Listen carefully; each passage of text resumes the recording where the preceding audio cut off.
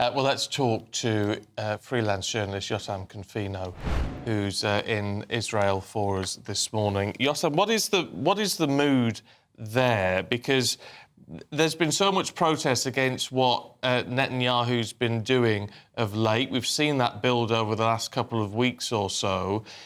Does this attack last night, does that change the dynamic?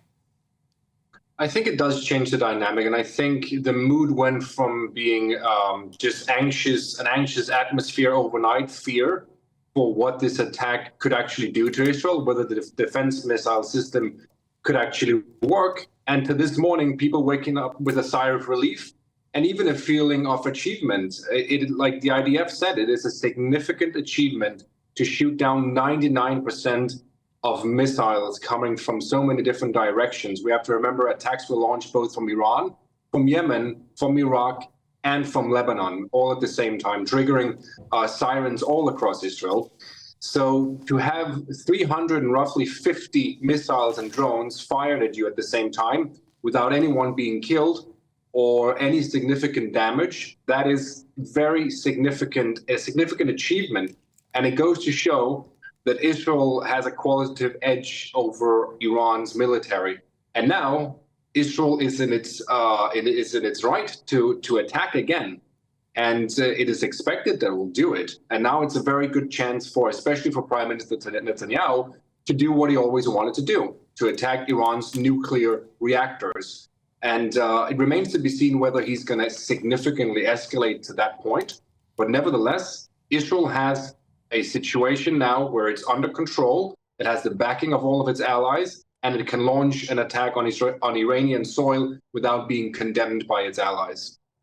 How are people in Israel feeling about that, though? All eyes must be on Netanyahu now about what that response will be. But surely if Israel retaliates with a direct attack on Iranian soil next, this could be a huge escalation in the region. It could, but everything depended on what happened last night.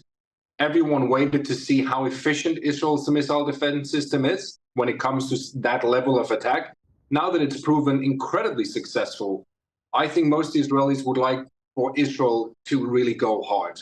Because Israel, and we forget this because nobody talks about it. Everything we talk about on the news is what's happening in Gaza. Israel has been under attack for 6 months straight, every single day, from Iran's proxies in Lebanon, and of course also the Houthi rebels in Yemen, and sometimes militias in Syria and Iraq. This is quite unprecedented to have a 6-month period with daily attacks without the world rallying behind the country that's being attacked. So now the mood has shifted, and I think most Israelis would like for Israel to take advantage of this, the sudden sympathy for Israel again after months of being condemned for what it's doing in Gaza. But it's interesting, though, that you say Netanyahu could act now and strike hard without the risk of being condemned by allies. That is a risk, isn't it? It's a risk from Biden. It's certainly a risk from the UK, because not because they don't have a right to retaliate, but because people want to dampen this down now rather than fire it up. That's true. It obviously depends on what Israel does. If Israel were reckless like Iran and started firing ballistic missiles and whatnot all across Iran and hitting, let's say, civilian areas, that would lead to an immediate condemnation from Israel's allies. That's not what Israel's going to do. Israel's going to go after its military targets.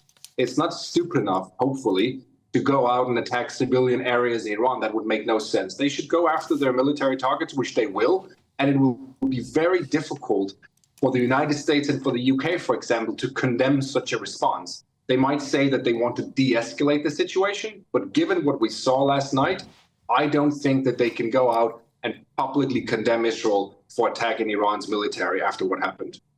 And Jotam, what does this mean for the conflict in Gaza, for Israel's aims to wipe out Hamas and to rescue those hostages? Because surely with this now happening, this threat from Iran, and there could potentially be attacks now from Hezbollah and the Houthis and various militia in the region, could Israel be overwhelmed?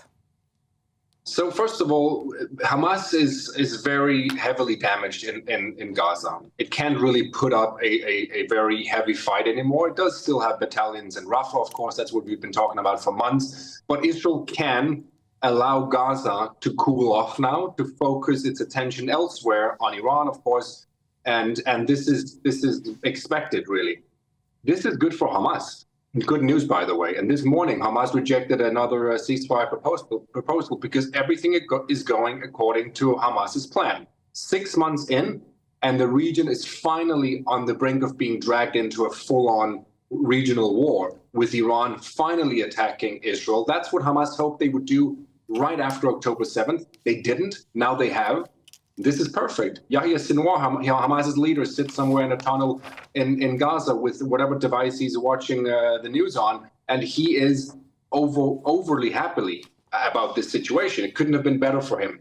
He doesn't have to release hostages now because focus will be on Israel and Iran, and he's got a life guarantee, really, for him with all the hostages inside Gaza. For now, at least. It's not over, but for now, that's the situation.